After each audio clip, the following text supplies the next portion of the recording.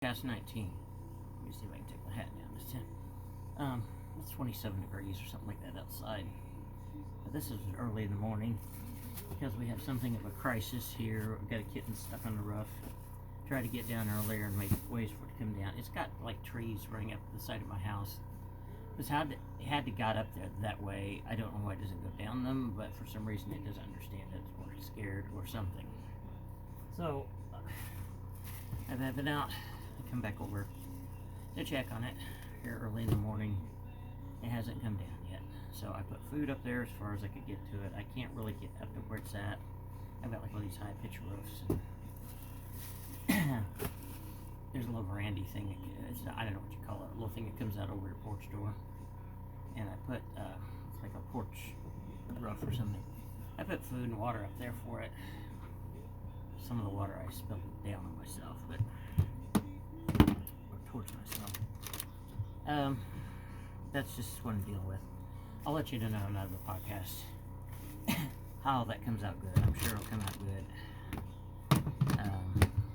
I set up a ladder with this board hooked to it, and hooked to it, bungee corded to it, going up to my old TV antenna that's not really used anymore, but still up there from the guy that had the house before I had it.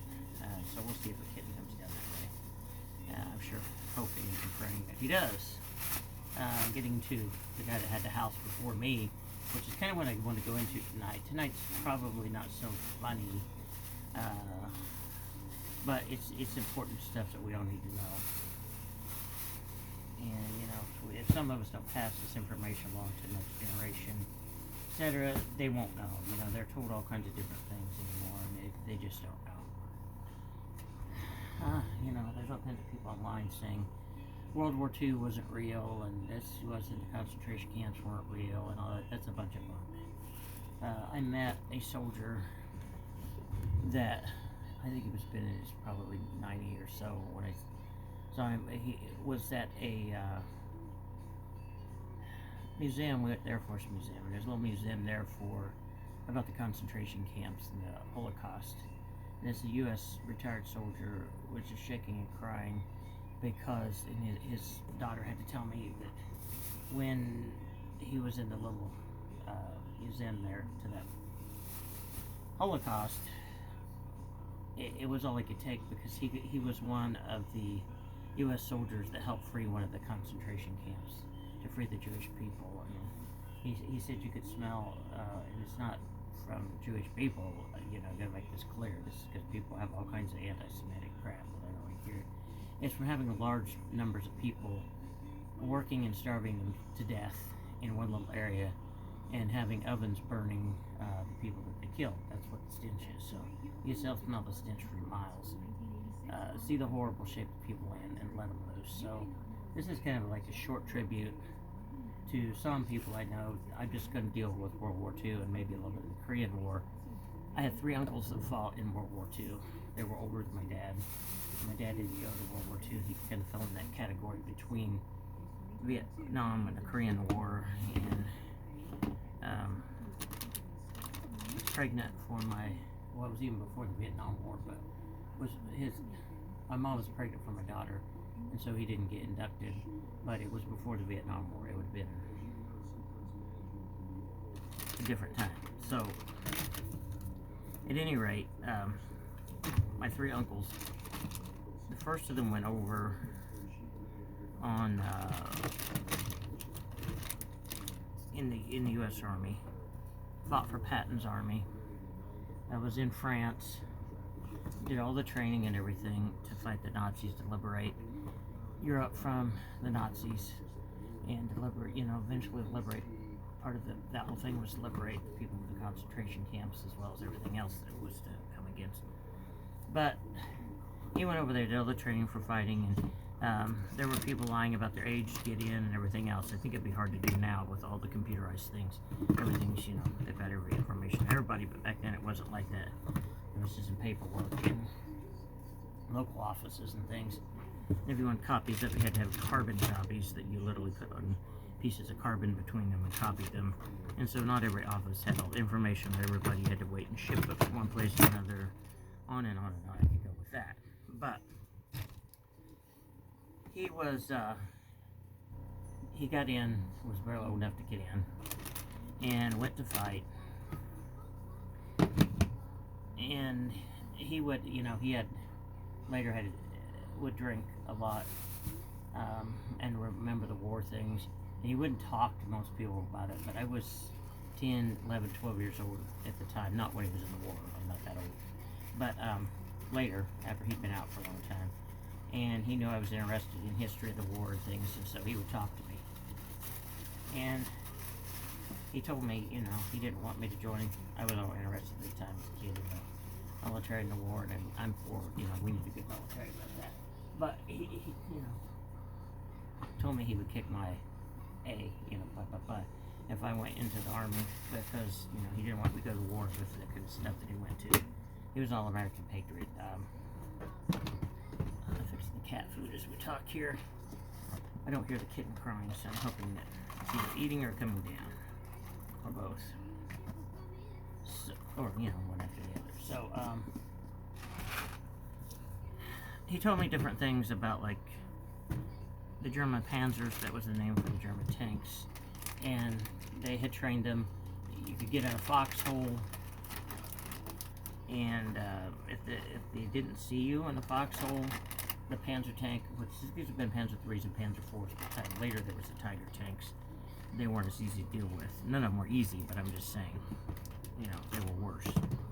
You lay down, get down in your foxhole, and you can fire, I think it was a 30 caliber or 30 caliber Grand rifle, I'm assuming, and actually fire it up through the thin metal wall of the Panzer II, or Panzer III and Panzer IV at that time. There was a Panzer I and II. And by the time he was in, he was probably facing Panzer IIIs and IVs, probably mostly IVs. So the tanks, by the time they got to the Panzer IVs, they had barrels on them that, compared to our tanks, and especially when you got into Panther tanks and Tiger tanks, or even the Panzer IVs, very long barrels that our soldiers said looked like telephone poles compared to our barrels on our Sherman tanks. Our Sherman tanks were good, but they weren't set up for tank-on-tank battle, really, with the German tanks, especially when the Tiger tanks came along. So,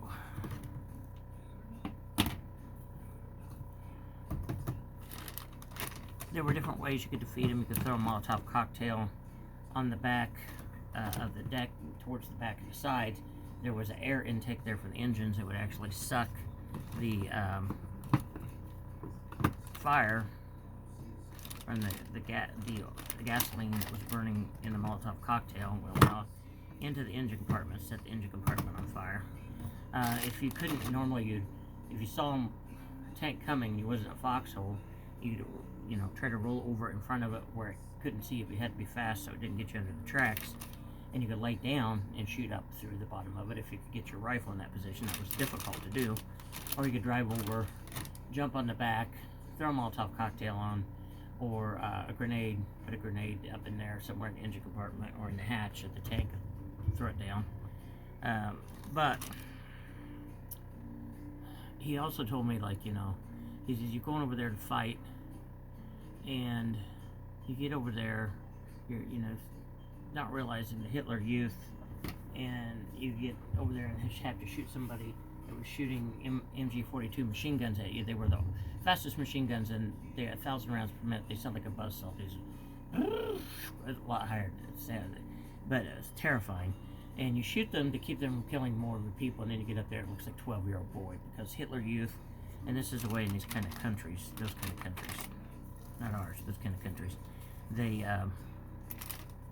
induct small kids, and smaller than that even sometimes, into the military and use them to fight. So, we don't know what kind of good things, freedoms and things we've had here. We've had I'm looking for something that's not here. Limit on age to get in the military and all those kind of things. There they just take you, and they take people that are too old and sick to fight and give them a tank destroyer called a Panzer Faust, which would fire a rocket-like device at the end of it to penetrate a U.S. tank or a British tank or whatever tank is Russian tank. The Nazis are known to have killed over 6 million Jews, probably a lot more, in World War II. in an era leading up to that. They also killed over 20 million Russians when they invaded the Russian homeland. The Russians bravely fought to get them out in what was called the Great Patriotic War.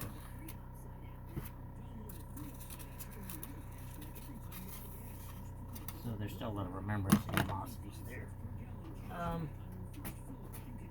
So, you know, a lot of these kind of things added to people having, they didn't call it that back then, but PTSD, things like that. I think I said it wrong, but delayed trauma and things like that.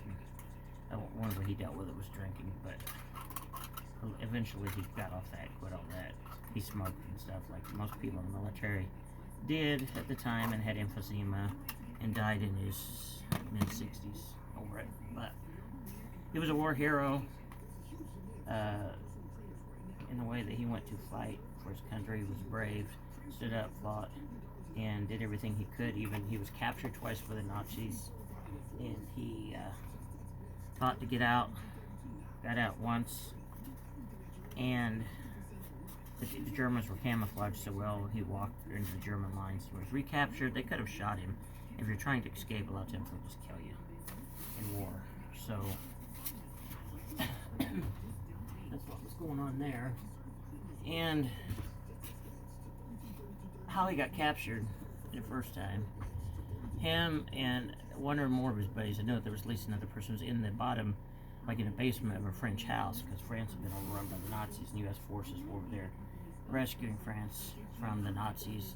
The French resistance fighters are also fighting not to take away from that at all. They were very brave, fought back against the Nazis, and we sent them a lot of weapons, as did probably Great Britain and others. So they were fighting, and they were being part of Patton's army, were surrounded completely by the Germans, but they continued to fight out these little windows in the basement. And so the Germans couldn't get their infantry units, the ground units fighting down there, to get them. So they rolled in a Panzer, and I believe it was a Panzer IV, and put the great big long 75mm barrel into one of the windows, poked it right in there, and yelled, you know, surrender. They probably had somebody in English. Surrender. Speaking English, they surrender, or we're going to fire the gun. That would have just burnt them up, you know, blew them up and burnt them up. So they had to surrender. In that concentration camp, the POW camp was a Stalag. I found out where it was at in a map, looked at the history, and he told me it was close to Mussberg, and in southern Germany. They starved the prisoners, partially out of meanness, partially out of the Germans. The farther they went into the war, they had food shortage of materials, because they had started this war. They were fighting this prolonged war. They were blockaded in partially. They couldn't get material in. They were expending everything they could on the fight against the Allies. So he told me, you know, they get a little crusty piece of bread to eat a day, maybe a little tiny piece of cheese. And so sometimes what they would do to get a little bit more food, they would go to they would, out of the campfire ashes that they let them have, just keep themselves from freezing to death in their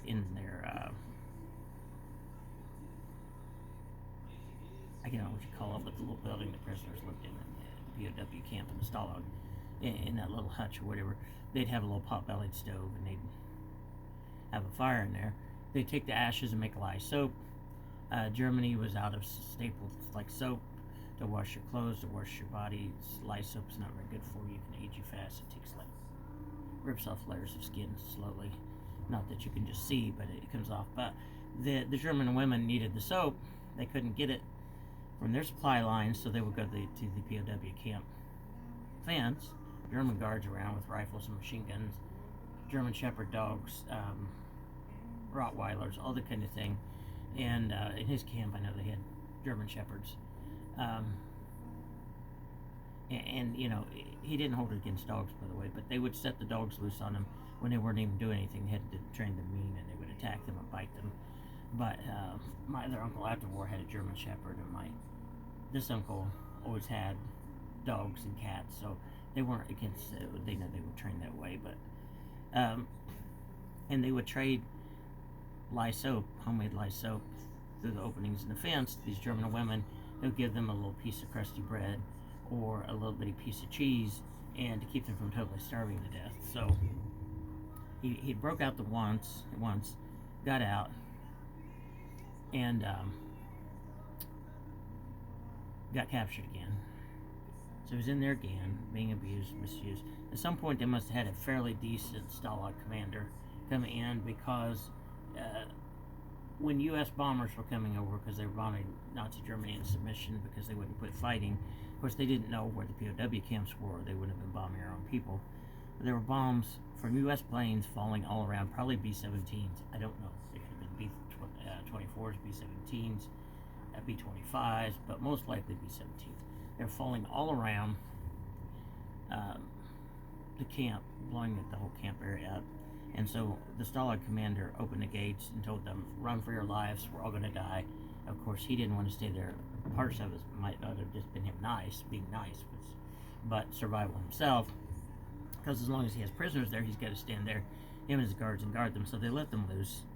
They made it back to the U.S. lines, which is very dangerous too, because you're running out in POW clothes through the woods, and you could easily get shot, running back in your own lines. I don't know if you're Nazis coming in or what you are, but him and some others made it back. The lines made it, and came back over on a hospital ship. He was so emaciated, so tiny, so skinny. He was he's a hefty person before that.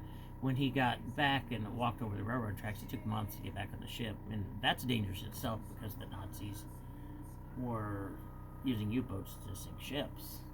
On the other side of the Pacific Ocean, they were using the Japanese Imperial Forces. Now today, Japan is our closest ally, and Germany's supposed to be one of our allies too. Japan's very close to us, so we're not at war with those people now. But at the time, they were sinking our ships with U-boats, and of course we put submarines in and started sinking their ships back, warships and airplanes, and on and on. So he got back. When he walked home, see, they didn't even give him a ride all the way home. When he walked home, and I saw letters, by the way, that he'd written home. They let them write home according to the Geneva Convention every so often. There would be big sections of the letters blacked out or cut out. They were cutting them out a lot. The kitten's still on the roof. I hear it. They would, the Nazis would cut a bunch of it out, and then when it come back to our war office, they would look at it and make sure that, nothing being said was giving away the position of our troops that were still there, and they cut another big section out.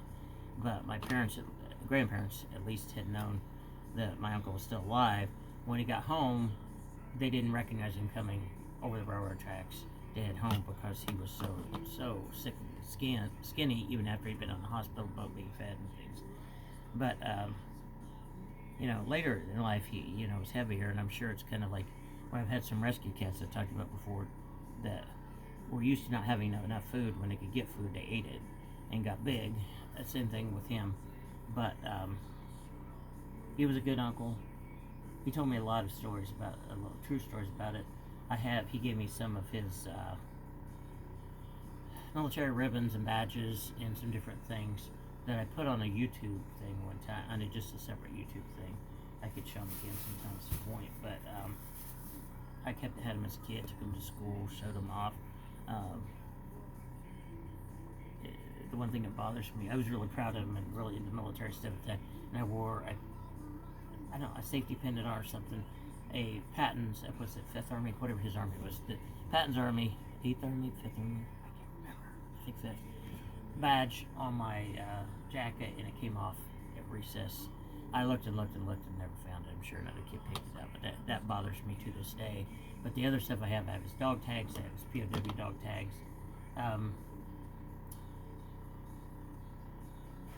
I had another uncle that served on the USS Wasp, aircraft carrier, fighting against the Japanese, and he would have been killed by a Japanese bomb, except for, again, nothing against Japanese people now. I've had Japanese students, wonderful people, but at the time they were controlled and under mind control and everything else by imperialists, Japanese imperial systems, where they worshipped their emperor as God, and thought that for the men to die in the war, they would be like raised to this special place in the spiritual heavens or something, and be honored and that type of thing. I'm not sure.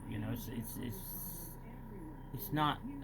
I don't even want to go there. I'll just leave that alone, because I don't want to try to explain that. And it had to do not with today's religions, but they had hijacked some religions from the East and had used them for ulterior motives, and that they're not useful today. So anyway, if he had been, they sent him to do a government job, as they called him. He had to make something, do some electronics work. He was an electrical person for someone else in the ship, other than what his normal place to be was at. If he'd been in his normal place, he would have been killed by a bomb. But he told me, when they went through the Panama Canal, we had a lot of people fight for that, especially Bill. People died from malaria and were sick and everything. I forget the numbers, hundreds or massive number of people suffered from malaria, and many died building that thing. And now we're give it back, and other countries are wanting to take it over and use it against us and all kinds of things. It's a very different world right now. But their aircraft carrier, and these aren't as big as the super aircraft carriers that we have now, but the aircraft carrier of the USS was so wide, it had side turrets with guns on it too, and they had to cut those off and take them on top or inside the ship to get through, and then weld them back on. Well, in later life, I ran into a guy at church that was of that same similar age, and I was telling him about that one time because he was stationed in Panama, and he's like, I was there, I saw him do that, and they helped get the ship through, and they had to take the cranes off, and so that was kind of cool. That he didn't know my uncle, but he saw the ship coming through. He showed me pictures of, and I had a book somewhere with some pictures of a typhoon that come clear up over the back deck, the aircraft take off and land from, supposed to land on the end, and it just bent, I forget how many inch steel girders, great big things. The typhoon wave just bent it down. He also told me that before the war, right before the war, we were sending ship after ship after ship after ship out with scrap steel to Japan, selling it to them, that they were using to make aircraft carriers, battleships, submarines, bombs, everything, to try to destroy us with, and we didn't know that's what they were doing. And then he talked about, how they do certain things, war effort things, to get people all behind things, and they were telling people there were shortages, and you had to ration sugar, you had to ration this, you had to ration that. But when they got new planes, they just had them shove the old fighter planes and bombers and stuff into the ocean. It's not like they seemed to have a shortage of that and brought the new ones in. So they had the F4F Wildcats, then they put the F6F Hellcats in there, and they had the ship album on that and stuff. And these were the best in the Pacific, and took down, I think it was 10, maybe 15 to 1 Japanese fighter planes compared to each Hellcat. So they were armored, they had self-sealing tanks, they had 50 caliber machine guns on them, and they were fast, and they could turn very quick. And so my other uncle was stationed in Japan, in Sendai, towards the end of the war, and had to be involved in some of the horrible cleanup of the war. And I'm sure he saw that was involved in horrible things, because bodies that had to be taken out and stuff like that. But then he was put in after that, because the war was over, was put in, he was a sergeant in over payroll and stuff like that. But he had been involved in the cleanup, so the nasty job. So that was World War II. But we've done a count here. The guy that I bought this house, this property off of, was in World War II. He grew up right next door, right that way, right next door to where my uncles did. All three of those brothers went to World War II. Like I said, my dad was too young to go to the war. He was just a kid. They sent him money home to get a military uniform to play as a kid. And